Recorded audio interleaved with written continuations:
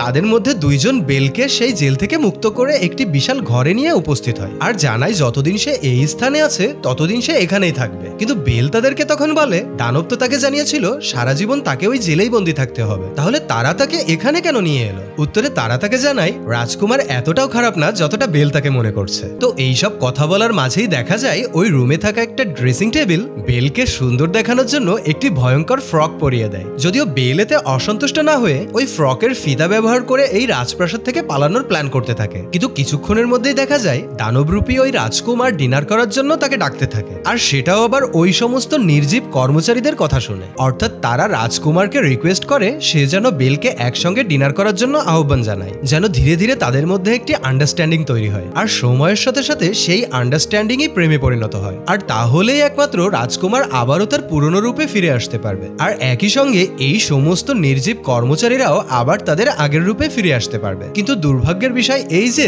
দানবরূপী রাজকুমার এতটাই জঘন্যভাবে দরজা ধাক্কা দিয়ে বেলকে ডাকতে থাকে যে বেল সেই ব্যবহারের কারণেই তার প্রস্তাব প্রত্যাখ্যান করে দেয়। যদিও রাজকুমার যখন রেগে গিয়ে ওই স্থান থেকে চলে যায় তখন নির্জীব ওই সমস্ত কর্মচারীরাই বেলকে বুঝিয়ে শুনিয়ে শান্ত করিয়ে ডিনার করায়, কেননা তারা সকলেই চাইছে যে কোনো ভাবেই হোক এই মেয়ের সঙ্গে যেন তাদের রাজকুমারের একটা ভালো সম্পর্ক তৈরি হয়, যেন তারা সকলেও তাড়াতাড়ি এই নির্জীব অবস্থা থেকে আবারও তাদের আসল রূপে ফিরে আসতে